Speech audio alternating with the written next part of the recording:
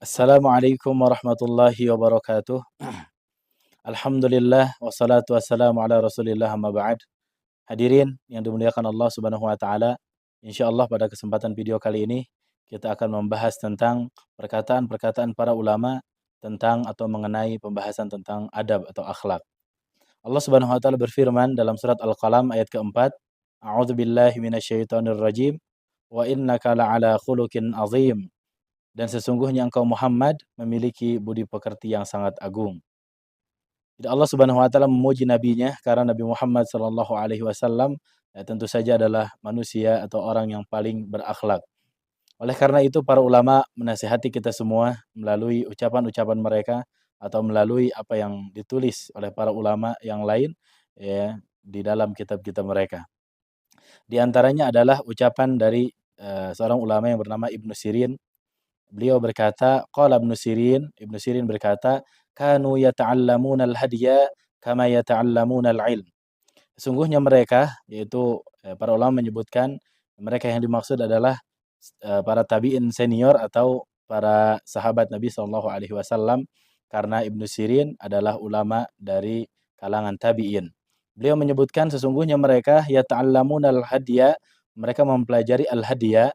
Para ulama menyebutkan al-hadya atau menjelaskan bahwa al-hadya adalah artinya adalah al-adab.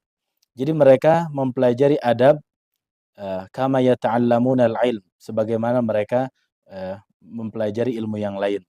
Hadirin yang dirahmati Allah Subhanahu wa taala, terkadang kita ya hanya menyediakan sedikit waktu untuk mempelajari adab dan kita fokus mempelajari ilmu-ilmu yang lain ya, khususnya dalam ilmu agama Islam ini. Misalkan kita lebih fokus ya mempelajari tentang fikih, mempelajari tentang hadis dan lain sebagainya dan terkadang kita lupa belajar adab padahal para ulama kita paling tidak mereka porsinya itu ya sama atau setara antara mereka mempelajari adab dan mereka mempelajari ilmu ulum syariah yang lainnya. Lalu kemudian yang paling penting ya sebagaimana disebutkan oleh Sufyan bin Uyainah, ini ucapan yang sangat perlu kita perhatikan. Beliau mengucapkan wa qala Sufyan bin Uyainah, dan berkata Sufyan bin Uyainah, inna Rasulullah sallallahu alaihi wasallam huwal mizanul akbar. Ya, Sufyan bin Uyainah berkata, sesungguhnya Rasulullah sallallahu alaihi wasallam adalah timbangan yang paling akbar, yang paling besar.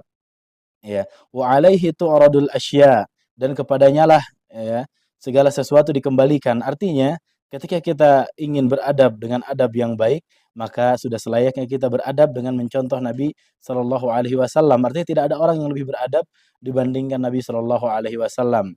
Maka di sini ala khuluqihi ya, terhadap akhlak Nabi Shallallahu alaihi wasallam harus kita perhatikan, wasiratihi, dan kepada perilaku beliau, wahadihi ya, dan adab beliau, fama wafaqaha fahuwal haq, maka apapun yang sama dengan perilaku atau adab atau akhlaknya Nabi Shallallahu alaihi wasallam, maka hal tersebut adalah sebuah kebenaran. Wa ma khalafaha fahuwal batil, dan barang siapa yang adabnya menyelisihi adab Nabi Shallallahu alaihi wasallam, maka hal tersebut adalah amalan yang tertolak atau tidak sesuai dengan ya akhlak atau adab yang benar. Yang berikutnya adalah waqala Habib bin Syahid li ibnihi. Ya, telah berkata Habib bin Syahid li ibnihi kepada anaknya. Ya, beliau menasihati anaknya dengan nasihat yang perlu kita perhatikan, nasihat yang sangat luar biasa. Beliau berkata, "Ya bunai, wahai anakku, ishabil fuqaha wal ulama." Bersahabatlah dengan para ahli fikih dan para ulama. Wa ta'allam minhum, dan belajarlah dari mereka. Wa khudh min adabihim, dan ambillah adab mereka. Fa inna dzalika ahabbu ilayya min katsirin minal hadis. Sesungguhnya hal tersebut lebih aku sukai dibandingkan kamu banyak menghafal atau hanya mempelajari hadis. Jadi beliau ya tentu mempelajari hadis Nabi Shallallahu alaihi wasallam itu ya perbuatan yang sangat mulia.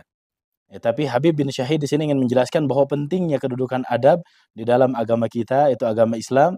Beliau menyebutkan ya banyak mempelajari adab ya, atau belajar kepada para ulama, lalu kemudian ambil juga dari adab mereka, itu lebih aku sukai dibandingkan kamu hanya fokus belajar hadis tanpa memperhatikan pelajaran tentang adab. Ya. Yang berikutnya kemudian ya, perkataan yang secara umum, waqala ba'duhum li ibnihi. Ya, telah berkata mereka kepada anaknya. Jadi sebagian dari mereka, sebagian dari salafus saleh mereka berkata kepada anaknya, tentu perkataan ini adalah perkataan yang masyhur. Ya bunayya, wahai anakku, la an tata'allama baban minal adabi ahabbu ilayya min an tata'allama sab'ina baban min abwabil ilm. Wahai anakku, engkau mempelajari satu bab tentang masalah adab lebih aku sukai dibandingkan engkau mempelajari 70 bab ya min abwabil ilm ya dari bab tentang ilmu yang lain. Jadi para ulama kita menasihati ya, anak-anaknya ya, dengan kalimat yang sangat luar biasa. Jadi apabila anaknya mempelajari satu bab tentang adab lebih mereka sukai dibandingkan mempelajari 70 bab, ya, banyak sekali 70 bab ya, tapi ketika itu bukan membahas tentang adab maka lebih mulia pembahasan tentang adab. Sebagaimana Nabi Shallallahu alaihi wasallam yang kita tahu bahwa beliau menyebutkan innama bu'itsu liutammima makarimal akhlak. Sesungguhnya aku diutus, ya aku hanyalah diutus untuk liutammima untuk menyempurnakan makarimal akhlak, akhlak-akhlak yang mulia. Jadi tujuan diutusnya Nabi ya untuk menyempurnakan akhlak yang mulia, ya maka mempelajari hadis Nabi ketika kita tidak memperhatikan adab maka sangat tidak tepat. Yang berikutnya adalah waqala Makhlad bin Husain li Ibnil Mubarak dan berkatalah Makhlad bin Husain kepada Ibnu Mubarak. Beliau berkata, "Nahnu ila kathirin minal adabi ahwaju minna ila kathirin minal hadis."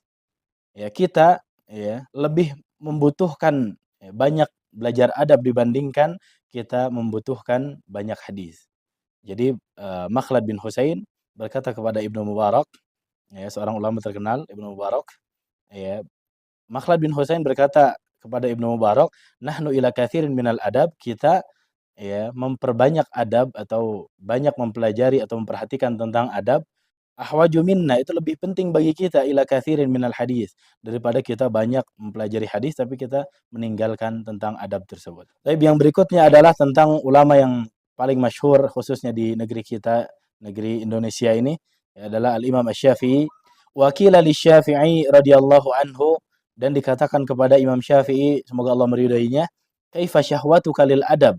Bagaimana ya beliau ketika mempelajari ya, atau ketika belajar adab.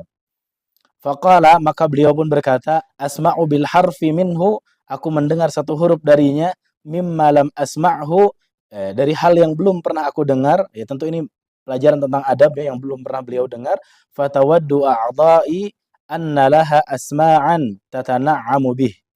Ya, maka kata Imam Syafi'i, aku sangat berharap semua anggota tubuhku memiliki telinga, ya, memiliki pendengaran supaya semuanya bisa merasakan nikmatnya faidah-faidah ya tentang mempelajari adab tersebut. Jadi ya, Imam Syafi'i ketika mempelajari adab ya, maka beliau berharap tangannya juga bisa ikutan dengar. Ya, bukan hanya telinga. Kita tahu bahwa yang bisa mendengar hanya telinga, tapi beliau mengatakan kalau bisa semua anggota badan saya ya, punya telinga atau punya pendengaran supaya semuanya merasakan kenikmatan belajar adab tersebut, Masya Allah. Lalu kemudian kila dikatakan juga kepada beliau, wa kaifa talabukalah. Lalu kemudian bagaimana perjuanganmu dalam ya, mempelajari adab tersebut. Jadi kalau tadi perasaan ketika belajar, kalau sekarang ya cara belajarnya seperti apa? Qala beliau berkata, talabul mar'atil mudillati waladaha. Seperti seorang ibu yang kehilangan anaknya, walaisa laha ghairuh. Dan itu adalah anak satu-satunya. Ya, hadirin rahmat Allah Subhanahu wa taala, ya luar biasa ucapan dari Imam Syafi'i.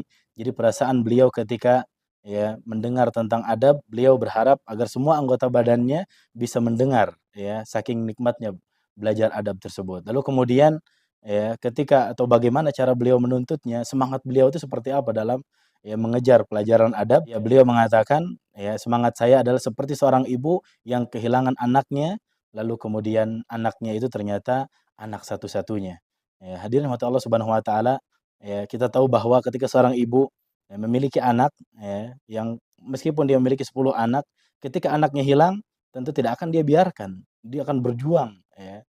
Bahkan ketika misalkan pada hari itu hujan deras dan lain sebagainya, dia akan cari terus-menerus ya karena saking khawatir terhadap anaknya tersebut. Ya, itu ketika orang tua memiliki 10 anak. Apalagi ketika orang tua hanya memiliki satu anak, tentu ia terus-menerus berjuang untuk mendapatkan anaknya tersebut. Itulah seperti itulah ya perasaan Imam Syafi'i atau semangat Imam Syafi'i ketika beliau mempelajari hal tentang adab. Hadirin rahmat Allah Subhanahu wa taala luar biasa ya.